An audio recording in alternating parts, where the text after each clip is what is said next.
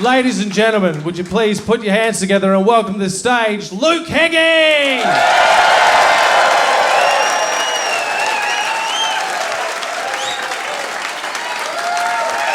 All right.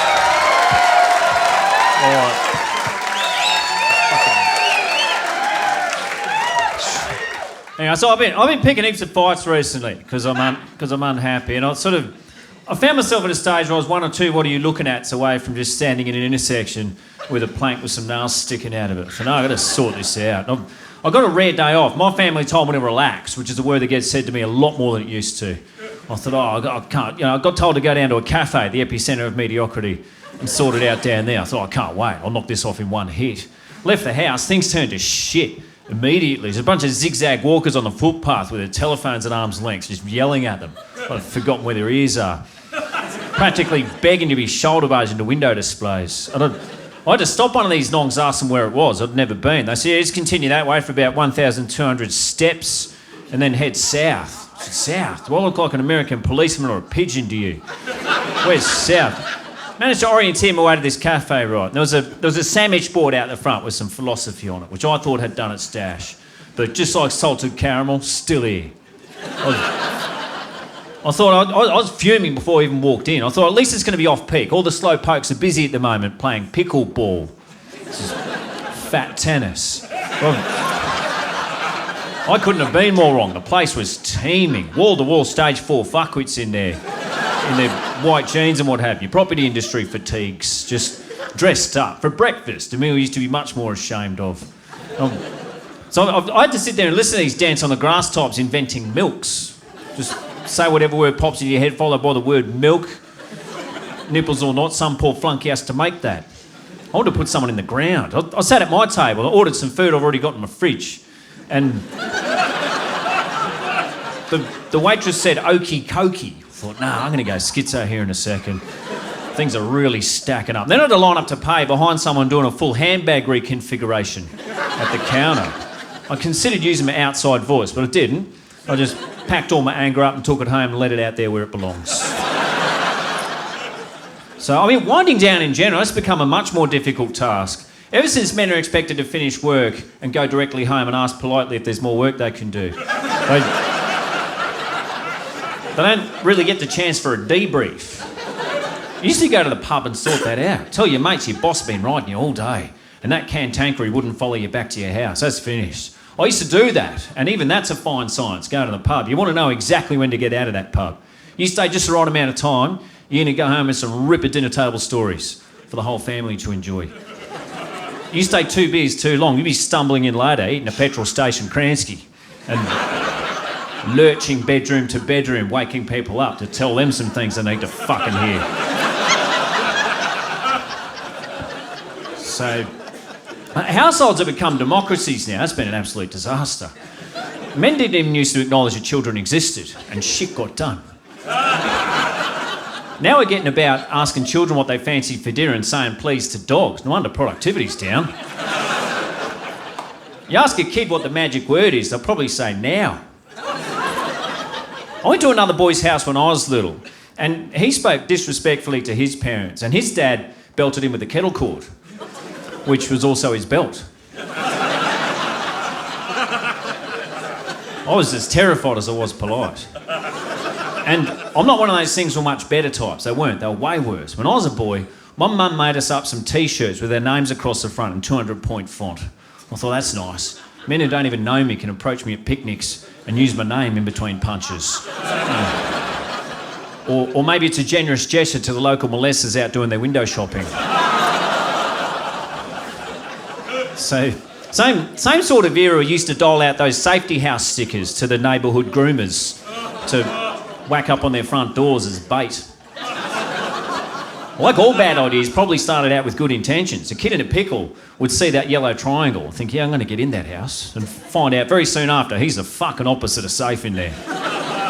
Just don't think that's what Pythagoras had in mind in the first place.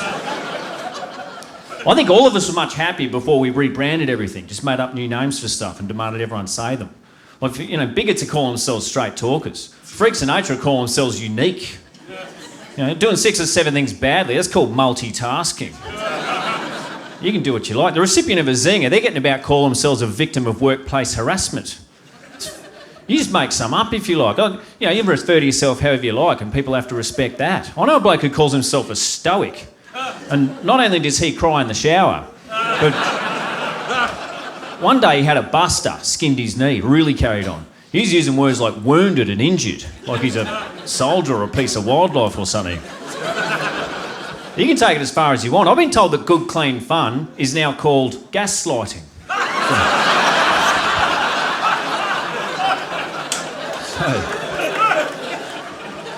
Cheating on your spouse, that's called something different now too. I know a bloke who's angling for an open relationship, a laughable delusion that some men try to slide across above the table as if it's legitimate.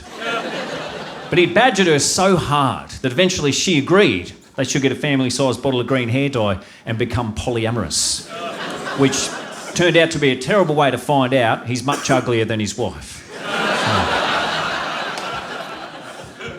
Helping out around the house, that's now called mansplaining. I get accused of this. I'm just trying to make sure people aren't hurting themselves by doing something the wrong way, because they're a bit clumsy, and that's rude now. And I'm not one of those dickhead comedians who's going to get up on a stage and tell you how life works when it comes to women. But I will say this. Sometimes I'll tell you a problem and they just want you to nod along at them insincerely, like Oprah does for money. They don't necessarily want to be presented with a series of solutions beginning with the best one. So just take it easy out there. This is what happened to me though, right? My wife was parking the car in the garage with mixed results. And I was guiding her in with the ping pong bats. And instead of a good old-fashioned thank you, I got yelled at with some vulgarities that do not bear repeating here. I thought, okay, looks like benevolence is off the table, is it? Yeah. We'll all just climb in through the driver's side windows tomorrow morning and pretend nothing could have been done about it. Anyway, thanks for coming out. It's pretty much just like this, but the whole time. So, it's your move, isn't it? Thanks for sitting up the front. I'm not one of those pick-on bastards who forgot to write any jokes. I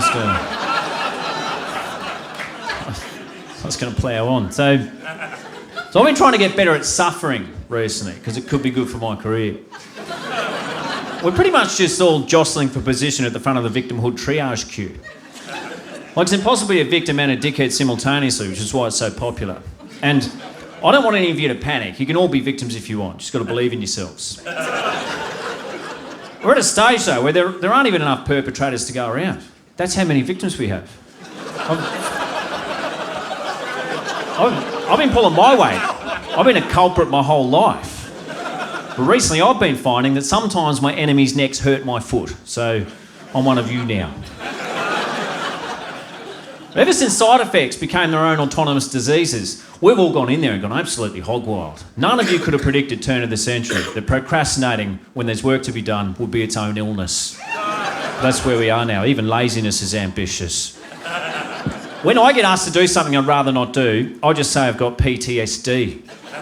You can all have that one. Even those of us who've never been shot at or diddled, help yourselves. So, I had a boss, right, and he expected me to turn up at work every day at 9 a.m, because he's a tone-deaf, toxic narcissist. And I had to work all day. Even if I came back from lunch and said I had a stitch, I'd have to work. I've been there nearly a month and he refused to promote me to boss. So this is bullshit. I've got to take this in my own hands here. And I'm someone who's always relished tormenting his co-workers. It's one of my core values. And when you're really mean to people, others try to understand what's going on. They don't realise you're just doing it for pleasure. But ever since psychology became an amateur sport, though, busybodies are getting involved and trying to think they understand what's happening. One of my colleagues said to me, I know why you do it. I know why you're horrible all the time. I get it and it's fine. Hurt people hurt people. So, well, you don't have to fucking tell me twice, lady. I've already clocked on. Bullying's my love language. I wanted to take things further though and get some of them sacked for fun. And I got myself a condition, so back off. But it was... The affliction I had at the time wasn't really doing the job. I needed a more accomplished diagnosis. And Initially, I was a bit nervous to get a second mental illness. I thought it might cancel the first one out. And I'd have to go back to being a good bloke, capable of a full day of work. But I couldn't have been more wrong. Word to the wise, get as many as you can. You'll be crying all the way to the bank. Victimhood TM's having a moment, only the frail shall survive. You know, every time you get a new weakness, it doubles your power. But you're going to have to keep it ambiguous, though, so you can pivot over to new ones as and when they drop. And they're getting released quicker than we can exploit them. When intergenerational trauma came out, I thought, I'm fucking having that. That sounds equal parts tragic and convenient. So I whipped out the family tree to look for some suffering. And then I went into work the next day and demanded the sensitivity officer streamline a few of my superiors out of a job. I got 4 of them that don't come Monday at a clip. It was a PB. I'm the manager now.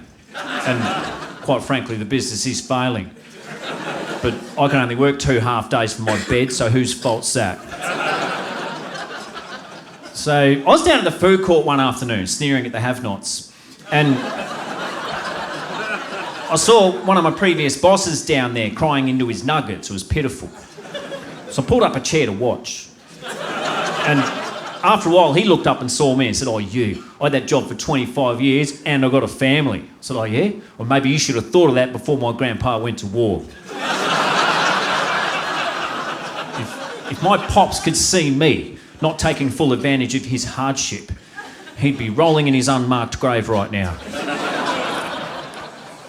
All of us have got to strive to be better people, right? Some of you just aren't prepared to do the work on yourselves. I've been trying to be a better bloke. I haven't really had the time. I've been busy scaling up and 10xing and crushing my goals and shit. But I wanted to get the job done in a couple of short hours, so I signed up for a winning mindset seminar. And this one was being convened by one of those mental health pop-up entrepreneurs. And he was prancing back and forth with a laser pointer and a T-shirt that didn't fit, telling me how life works. And he also had one of those microphones strapped to his face. And some of you might remember, before the nanny state stamped it out, if a bloke fell asleep at your house, you're obliged to get a permanent marker and just draw a cock on his face. Glands near the mouth, hairy nutsack under the earlobe, shaft to tie the whole thing together. It was a different time. It wouldn't happen today. But you can't erase history. Anyway, he looked like that. Except instead of being unconscious on my kitchen floor last weekend, he was delivering a speech about adversity and positive adaptation, all these other contrivances actual happy people don't indulge, to a basketball stadium full of individual thinkers. It's brilliant. He's opened up with a few minutes off the top about how much of a great bloke he is, something some of you men don't think to have to say daily. But it was inspirational. This guy, he was telling us how he used to be fat and dumb, but now, thanks to biohacking, he's just dumb. Yeah. Funnily enough, his courageous weight loss journey began around the same time that diabetics found themselves being outbid on their medicine by the fats. It was a top night out though, I've got to say. This guy had managed to unlock the shortcut to Bootstrap's resilience for only $199.95 plus inside charges. I loved it. At one stage, he sat down on a stool, which is when I knew something juicy was afoot. And he told us about the dark times. He relayed a story about how once he tried to top himself, arguably one of the less resilient things you can do. And before anybody panics, I'm not here to get stuck into mental illness patent pending. It's a serious business that we've all got to sort out. When you're sad, you should talk about it. Some of you already fucking do incessantly. These days, he's much more in touch with his emotions, this guy. I saw this polymath online once, and he was lamenting the loss of a loved one via a shirtless pose on the edge of a weights bench with a sepia filter. So he meant it. And the hashtag section of the eulogy indicated that he was devastated AF, that his mother was no longer with us here on Earth. And look, I'm not here to judge anyone, right? That's not my thing. We all grieve differently. You know, some of us just get on with it because there's work to be done. Some gutless fucking sooks crying to their pillows, and others beg the general public to like and subscribe. But then it turned out double sadness, because it was his dear old mum's birthday on the day in question. I thought that is a genuine tragedy that that's happened on her birthday. But then it transpired she'd been a ghost for over 10 years. It was a heavenly birthday he's wishing her. What a perk of modern life that is. We used to have to leave dead people alone. Not anymore. All those wrinklies just way up in the sky, little darlings, attempting to rest in peace like we're continually instructing them to do, only to boot up their computers and find out they're still getting older up there. What a kick to the dentures that is. Good luck blowing out 120 candles with your tuberculosis lungs, Grandpa. Sucked in. So, mid-masterclass, he's introduced a special guest speaker, his malnourished wife, to offer up a powerful feminine perspective while keeping their appearance fees in-house. And this ilk of woman used to just crash four-wheel drives in car parks. Now, they're business leaders and feminists, but not your original recipe ones who fought for equal rights. More your modern variety who live in mansions and screech into microphones about ADHD, the not-so-silent killer. Less of a movement, more of a business now, feminism. Affirmative action and suffrage have got KPIs to hit. But this one was an expert though, and her area of specialisation was as ambiguous as it was pliable. She started out in gut health, but then she moved on to study breath work, I assume at university. And then she got into chocolate ceremonies and various other forms of fucking hocus pocus before settling in to dominate the bliss whisperer space. Inventing job titles has got to be the most difficult aspect of panhandling mental health out there. That's what happens though when simpletons are left to their own devices in peacetime. One minute we're all building a wealth for toil society courtesy of buckets of Anzac blood. And the next, there's some space cadet on a stage telling me to bumjack myself with a tube full of coffee. Yeah.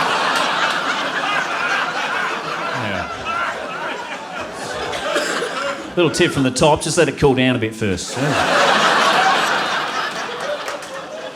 So I don't think there can be too much argument that right now we are in the dusk of man.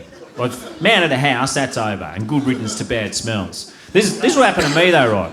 I was trying to lift up a broken garage door that ended up being a lot heavier than I'd reckoned. And my son was trapped under it. So I went inside and popped the kettle on to have a think. And then I came back and said, look mate, you're going to have to keep the noise down. If you don't shut up, I'm going to be in a lot of trouble. I went off to get some help. And I knocked on a neighbour's door and the woman answered. I said, oh, is your husband home? She said, yeah, sure, I'll just go get him. He's in the Lego room. I said, don't worry about it, just go get a stick or something. So, and by no means am I suggesting a return to the dark ages where men would expect their wives who don't have jobs to make dinner and stuff. That's finished. Good, we've eradicated them and bon voyage chaps. But we've replaced that style of masculinity with a bunch of internet meatheads who all wear big watches because their mums refuse to hug them. And these are the confidence tricksters we're entrusting to teach our young boys through their headphones how life works. Men used to pull their own boys aside in the run-up to adulthood and teach them how to be considerate. I remember my pep talk. It was, son, you know what? If you're in a bar and you're trying to tune a woman and she rejects you, you treat her with dignity, you hold your own head high and you just walk away. She's probably a frigid lesbian.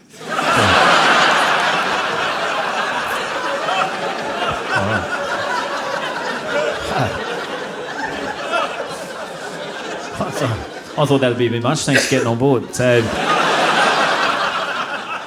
I've been on the search for a hero recently. I've never had one, largely because I'm an adult. But other men appear to have them, and they seem happy, and I wouldn't mind a bit of that action. It's confusing who our heroes end up being. A lot of you people have middlemen as your heroes. Middlemen should be being dragged out in public and flogged as a warning to others. But ever since the stupid evolved to be the loudest and the rest of us deferred to manners, salesmen are champions now. We got to watch these little turd burgers celebrate when they've helped sell something that never belonged to them in the first place. I turned on the internet recently to try and connect with people, only for a video to pop up of some sockless fuckhead in a cheap suit dancing in a showroom, and we're not allowed to kill him. Anyway, I wanted one, so that's what everyone's doing. And so I turned on the internet, and there it was, just a bottomless buffet of modern orators on there, all operating groups of 3, these blokes. And I picked some immediately, or they'll do, these guys. And they're quite young, but they all wear hats all the time. They go bald early. In one of God's more callous acts, he's decided to make influencing quite a stressful job. But on top of this, they tuck their ears into their hats to raise awareness of a 2-figure IQ. So I was watching a trio of these protein shaker neckheads on the internet one day, just defecating a few hours of high-quantity philosophy on their robust political discussions, all beginning with the words fucking and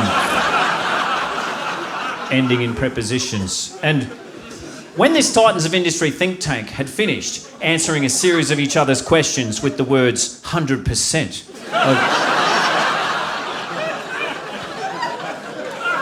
they got down to the business of educating me about manifesting, which is where you get to pretend stuff is much better than it is. I thought, I wouldn't mind a slice of aspirational delusion for myself. Yes, please. Evidently, you can apply manifesting to any situation in your life. I came home from work and my kids are sitting there eating their beans on toast for dinner. I walked in and said, how are your steaks? And not long after this, a tin opener manifested itself at the back of my fucking head. But these blokes all sit there and they assign themselves a couch each so they can spread out and assert dominance. Some of them are nearly horizontal. That's how confident they are that no one's going to walk in and bash them. Their posture indicating zero threats in the area.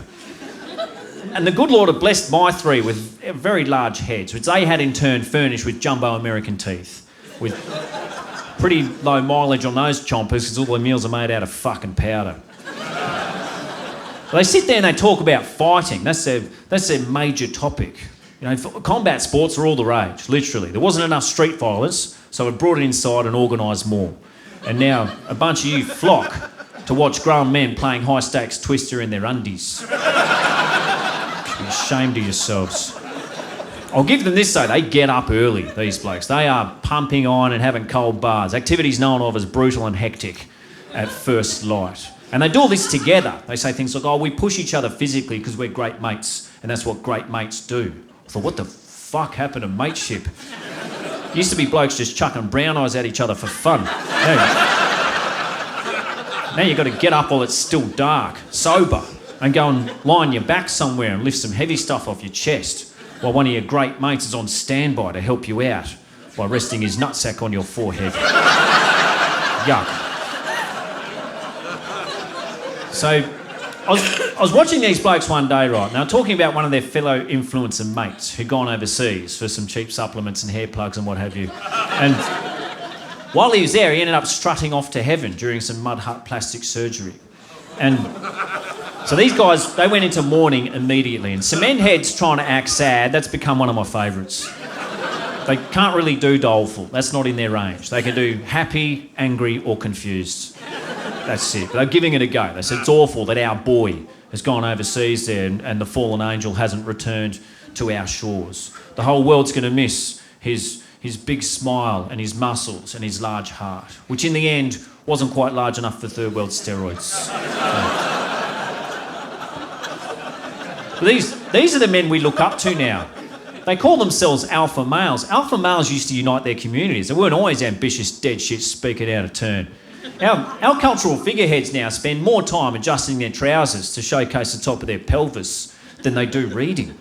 Well, men with vacant skulls used to get relegated to a lifetime of manual labour. Now they've got recording equipment, disciples, and some fucking wild opinions. But then forming my own's become tiresome, so I just have theirs now. This is when I knew the hijacking of the alpha male was pretty much complete, when I saw how much these truth seekers love affairs of the head. Tattoos, muscles and mental health, pretty strange bedfellows. But that's where we've arrived as a society. You'll see these big fellas saying things like, hey everyone, look after your emotional wellness and don't forget to check out my new ball waxing technique. Video link in bio. So, looking for a hero just made me angrier. And I get it, I'm out of touch, I know what's going on. I'm finding myself becoming more and more irrelevant, which in my game is known as the wokes are out to get me. I'm hanging in there. I'm not smoking meat in the backyard, you know. I don't own a fucking dash cam. I'm not calling all young people they lords or buying my shoes at the chemist or anything. But I am just holding on. I'm probably 2 bad nights sleep away from appearing on the news being referred to as a motorist. That's one of the worst. My experience, drivers drive, motorists plough. Motorists tell their wives to stay in the car so they can get out and bash some manners into another motorist.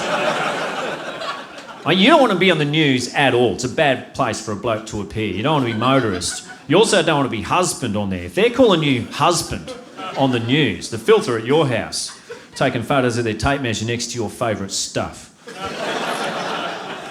Most men get to a point in their lives, they just want confirmation that they've made the correct decisions along the way. I wanted to be reminded that I was right. So I went to see a legacy band on a superannuation tour. And when they staggered out onto the stage, I was shocked at just how long ago it was that I was happy. They look like a bunch of forgotten jacket potatoes. But their ponytails had survived the fire. It's disgusting. I have, though, been trying to reconnect with the youth a little bit recently. I went to see one of those stand-up comedy shows we've got now. And it wasn't one of those ones where, some modern is sitting there pretending he's an awkward half-wit and talking about spoof, because that's what the market's currently demanding. And I'm certainly not here to get stuck into other styles of comedy, not at all. If I didn't believe in my material, I'd probably start gurning and screaming too. I'm not saying everyone should be like me, but they could at least fucking try. This one, it was a storytelling show. And by that I mean pretty light on the punchlines. I mean, if I received the same level of laughs every night as a storytelling comedian, my left forearm would be fucking ribbons by now. But they got thicker skins than me, and good on them. I'm not here to disparage, not at all. Everyone except me seemed to have a really good time. But then stupid people are happy permanently, so difficult to tell. I've been trying to be happy like dumb people are. It's not working out. I wish I were one. What a gift. We're really looking after the stupids. They're having a great life. Not only now are the thicks happy, but they're also rich. The only way Lowies used to get money was to play Beat the Bomb and maybe win a rump tray or something. Now they're all millionaires a year after getting kicked out of high school because white-collar men refuse to roll their sleeves up anymore, so these gots can charge $1,000 to mow a lawn. Mercifully, they spend that money pretty quickly, easily lured to the shops with words like plush, deluxe and 75-inch. Bevins have installed comfort at the apex of their hierarchy of needs. It's pretty much in this order: consumer loopholes, chicken salt, sitting down. They don't sweat the big stuff. I'll tell you what, while I'm down here, the lower classes are fertile too, aren't they? Still out there breeding like wartime Catholics. They got no idea about consequences, so they're cruising around all the live-long day with throbbing stiffies in their dacks. When they're not busy driving too fast or calling dinner tea, they're procreating. What a life. Comfort, though, that's huge in that world. Their eskies are on wheels now. That's where we are. I went to one's house, right, and everywhere there could be a couch, there was a couch. Everyone got their own foot puff. It was like ancient Rome. This bloke had never even heard of Feng Shui. He had a TV screen the size of the drive-in movies, permanently on. I think he'd lost the remote. And you could see that thing glowing from every square inch of the property, including the above-ground pool. It was an architectural triumph. But what a life. He was having a great time. Here I am complaining about little bits of shit and getting upset over not much. This bag of meat didn't know anything except his rights. And he'd come home from work every day and just lop the top off a bottle of spumani with a spatula and slide into the spa and chuck a spread and watch the game from there. Whole family in there, 4 generations under 50. Just bobbing about. Just a giant bowl of chunky tip rat soup simmering away on the back deck.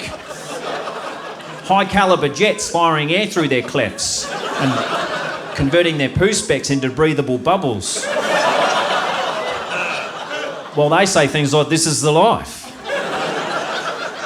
I'd hate that as a life. I still resent these fucking crumbs for being happy. I'm surprised anyone leaves their house at all anymore. It's so comfortable there. Well, you people are all out here on whatever night this is, supporting stand-up comedy, the most disrespected of all pursuits. It's not really an art, is it, stand-up? It's not even considered entertainment, stand-up comedy. It's not even really... It's sort of showbiz adjacent, like a turd in a urinal.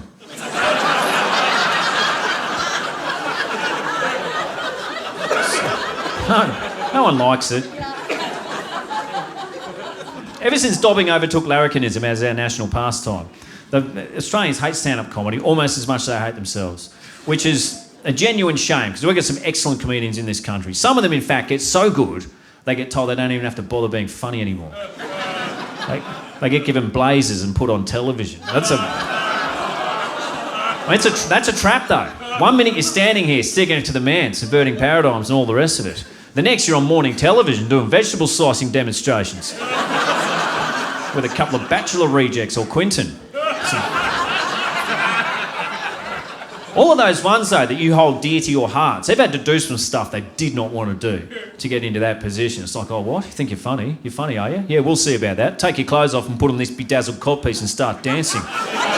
Sucked in, wanker. Yeah, this guy thinks he's funny. We better test his times tables and then make him solve some oversized puzzles on the grass, and maybe we'll insert some jalapenos in his foreskin and bungee jump him off a fucking telegraph pole. It's embarrassing. I mean, that's the best that could happen, though. Like, just in these troubled times when we desperately need to hear from the voices of our nation's foremost thinkers, they're busy sledgehammering watermelons on TV for money. That's the best someone like me can hope for, though. One day I'll get promoted from comedian to fucking clown. Just when I thought, though, that comedy couldn't sink much lower than devolving into stunts, we've invented roast battles, which is where nerds get to appropriate bully culture. And all of you seem fine with that. And I don't mind nerds while I'm here. You know, I've got quite an affinity with nerds. I used to eat their lunch. Must be said about nerds, though, their boots don't really fit them anymore. Late onset cool guys are some of the worst people we have out there. They don't know what to do with it. The ones in my game, they get called rock star nerds. And by that I mean opportunist perverts. I knew one. All he had to do was paint up his fingernails, get a trendy haircut and some tight jeans. And that got him an all-access pass to the hen house. And he went in there and went absolutely crazy. And then later on, everyone except me seemed surprised that this Trojan ally ended up being a fucking chair sniffer.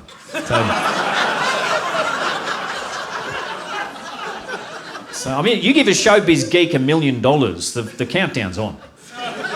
Within a decade, he'll be on 60 Minutes saying all those women are liars. The garden variety ones, though, ever since computers became fashionable, they're out there building empires to exact revenge for a shit adolescence. The rich ones, I've got to say, they live long lives now too, don't they? The longest living creatures we've got now are pretty much pedophiles, turtles and billionaires. Good luck reaching 3 figures if you're not one of them. Billionaires used to have the common decency to die young from misadventure. They'd get all the money, reinstate slavery, you know, befriend a despot, probably clock women, get bored, do some gay stuff, and then they'd build a contraption and get in that and explode. It was dignified. Not anymore. Now they're all having green shakes instead of meals and amassing mainframe warehouses full of cage autistics to do their grunt work while they're busy buffing a bunch of young women who weren't even born and they're getting their heads flushed for being pimply little fucking uncos who can't swim. All right, this feels like it's a bit much now. I don't know. I thought I was in Australia. So when it comes to the hazing aspect of being a comedian, that's something I've never been up for at all. But I have got rent to pay.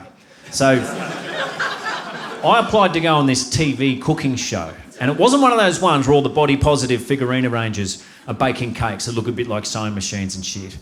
This one was a genuine who's that of Australian celebrity, just making a big hullabaloo about the achievement of knocking up some dinner. I thought, oh yeah, finally I could cowed punch my way into the hearts of the Australian public by pretending to laugh at some shiny little turd in built-up shoes with a rigid hairdo while he commentates me preparing one of my 3 squares.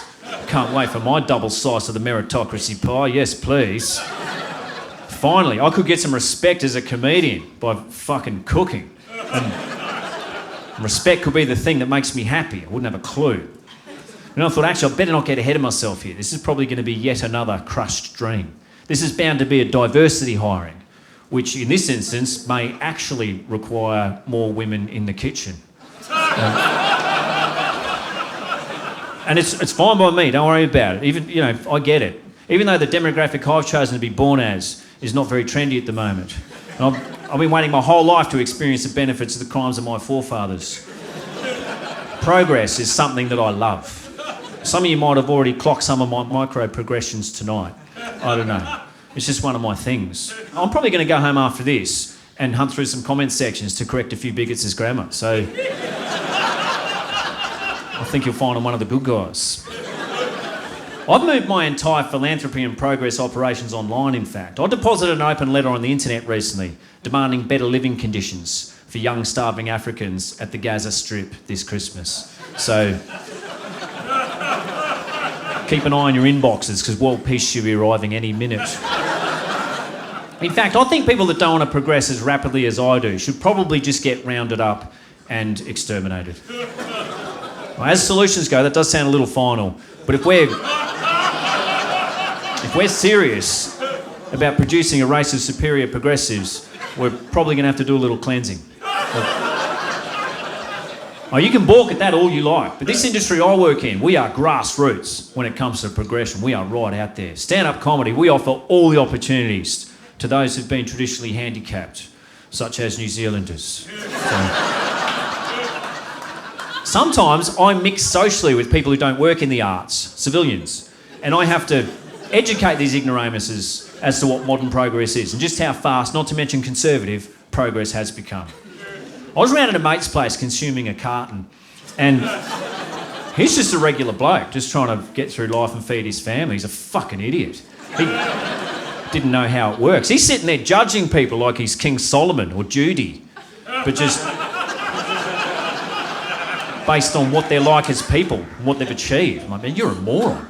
You don't know how this works at all. It's not how much of a good bloke you are, it's how many people acknowledge that on the internet. You dickhead. And on top of this, he's letting off some serious stereotypes with excellent accuracy, but that's not the point. Turned out, though, he was from one of those backwards Eastern European countries where all the men have stupid haircuts and wear tracksuits and kill people for money. So he had no idea just how damaging stereotypes can be. So I've gone into this TV studio, right, for this cooking show, and I was told on the way in to be both earnest and sincere, the two most exhilarating aspects of modern comedy. And I had to get interviewed by two shiny little AI-faced fuckwit TV presenters to see if I'd be interesting enough to be on their show. And I thought, I'm going to have to be on my game here. I had to do a cooking test as well, but I thought, I'm going to have to be on my game here, because I don't have a very meaty backstory. I've never contracted, much less conquered, a terminal illness, to my knowledge. And on top of that, I can't really cry on demand. I've never been molested. I'm not an actor. So incompetence is not an option here. And for my cooking test, I had to cook a chicken. And chickens have to be the most adaptable animal we have ever invented. You can do nearly anything to one. Now, a lot gets said about our treatment of chickens while they're alive. I think what we do to their corpses, probably worse. And I'm not talking about just hammering one flat so pubs can cook them in the toaster. The only limit is your imagination. You can grind up the choicest cuts and make them into a cylinder and slice a disc of that off and frisbee your dog every day if you want. No one cares. At a certain time of year, you can take your desecration of the chicken to the next level if you want. You can drive one up the arsehole of a duck and then get that combo and thrust that up the arsehole of a turkey and no one even finds that disrespectful.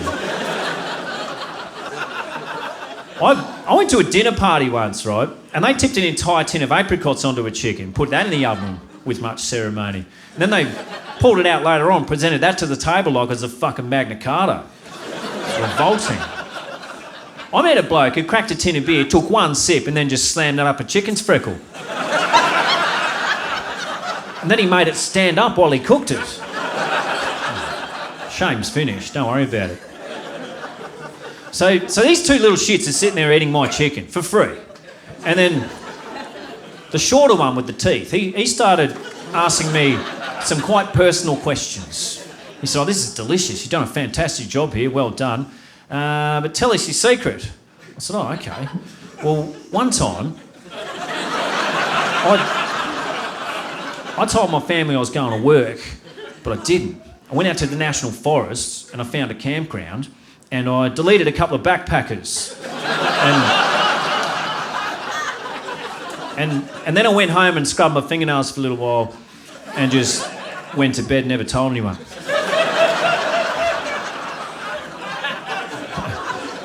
But then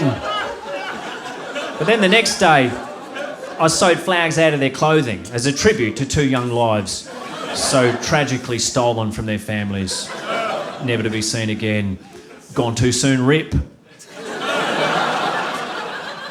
And he said, "What?" "I just wanted to know what was in your gravy." I said, "Oh, I beg your pardon, it was Vegemite."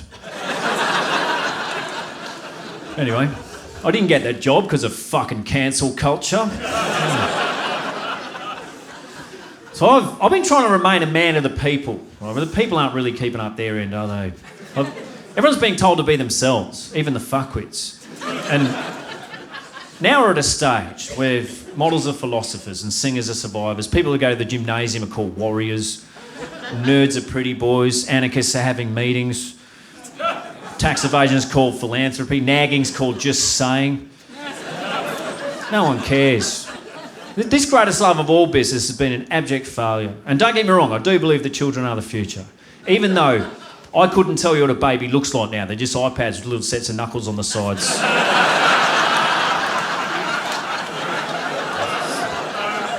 So, when you got kids though, and they do something kind, you have to nurture that and encourage it and make sure they think that's a cool thing to do, to be nice to everyone else and bring this world in a bit more of a wonderful place for all of us to live in the future. While also reminding them it can be pretty cruel out there.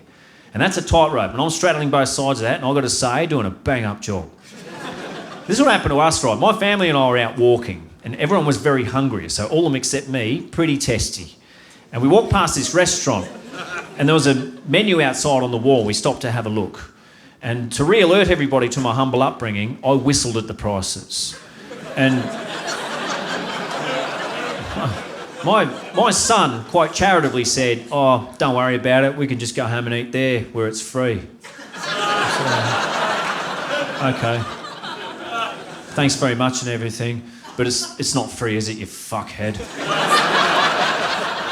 It's far from free. Some idiot has to go out every night and expose his so-called emotions to a room full of strangers, some of whom take everything literally, and just hope they don't ask for their money back at the end.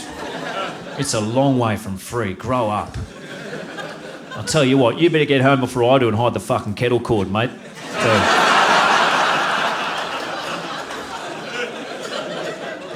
Most men get to a point in their lives, they close ranks and look after their family exclusively. And me too. I'd do absolutely anything for my family, to a point. Some square said to me, "You know what, mate, you want to look out for your family, you know what you should do? You should get life insurance." So, rack off, mate, not putting a fucking bounty on my head. Can you imagine? No insurance is my insurance.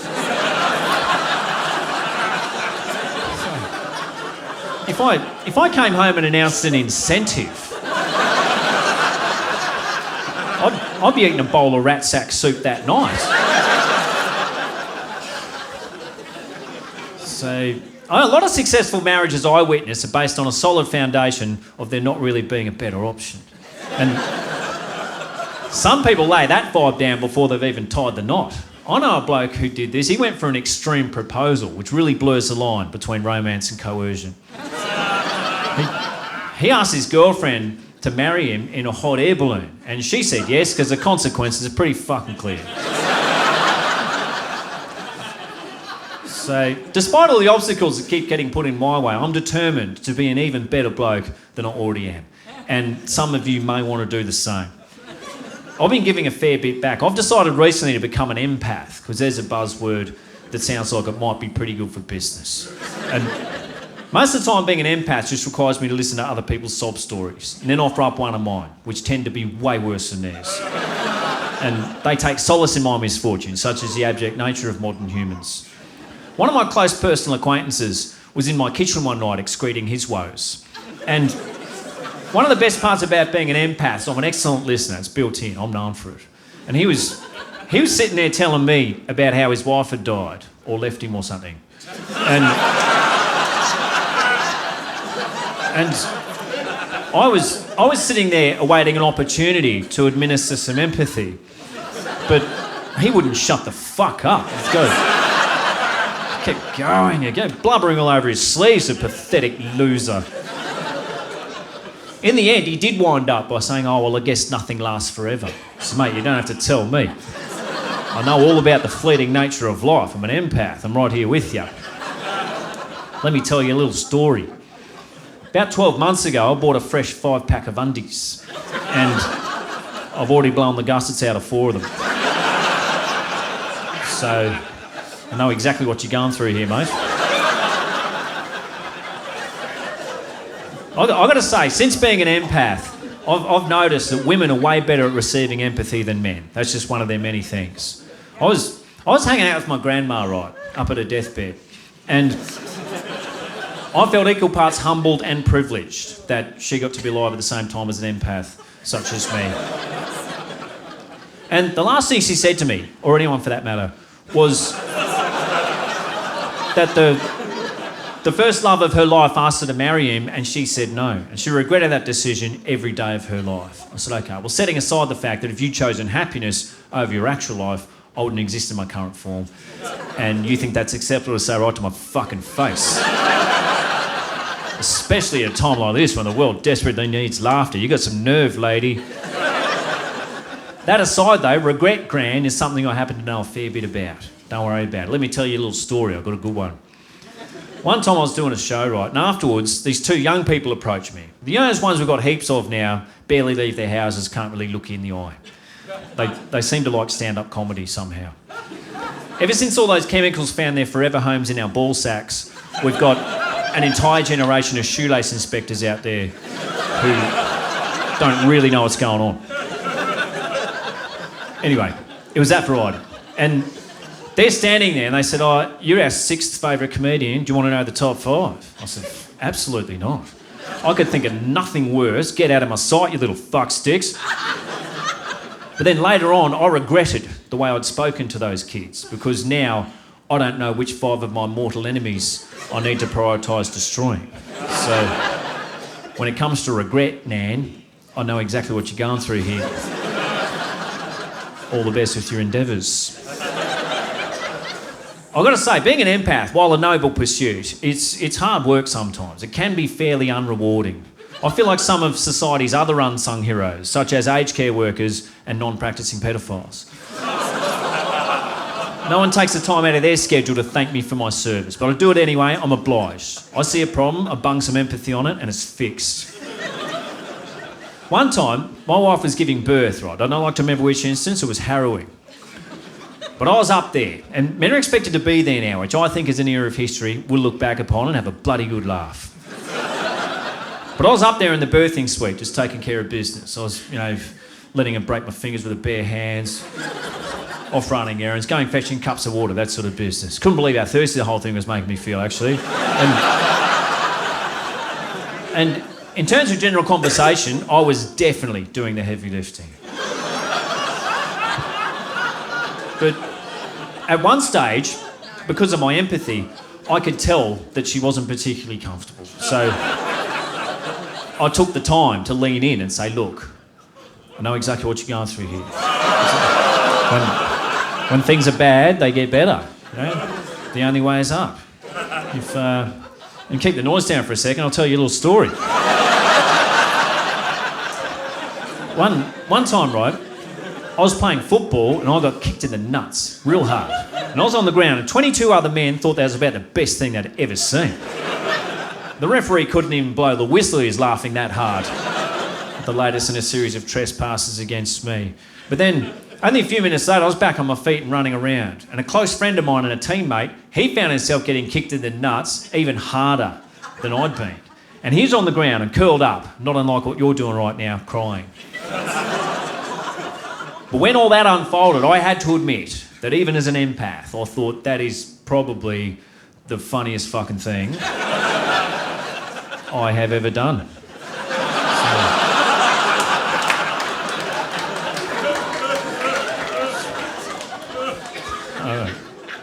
I got to wind up fairly soon. You people got lives to live and everything. And so I appreciate having any sort of audience at all. I come every year with a new show to this joint and perform it to the same amount of, I think, the same people every year. None of you seem to have any fucking friends.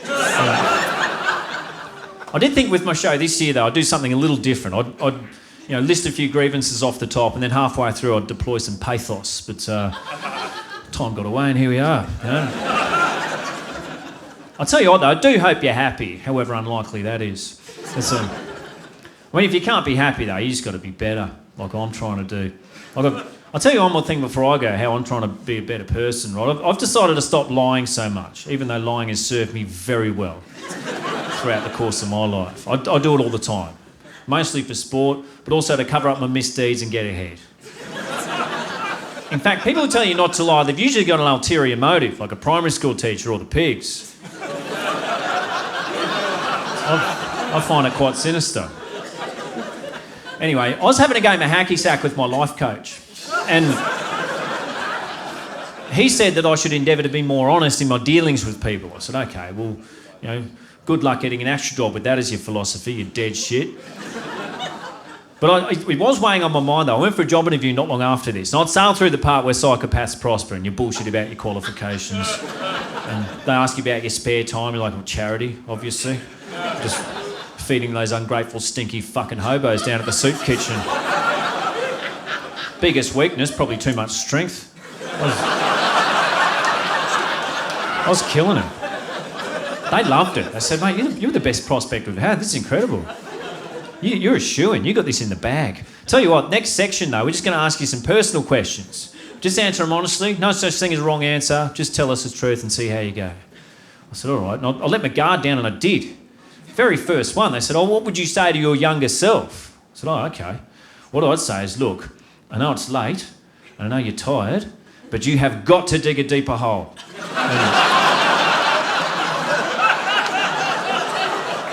Anyway. So, turns out there is a wrong answer. And I didn't get the job because fucking PC's gone mad. Anyway, I do have to get out of here. I hope you had an all right night. So I'd love to round out my show tonight with some disingenuous platitudes like the professionals do, but realistically, how would I know that all of you deserve to get home safely? So, anyway, thank you so much for having me tonight. Please hit up one more time for Cam Knight. Thank you very much.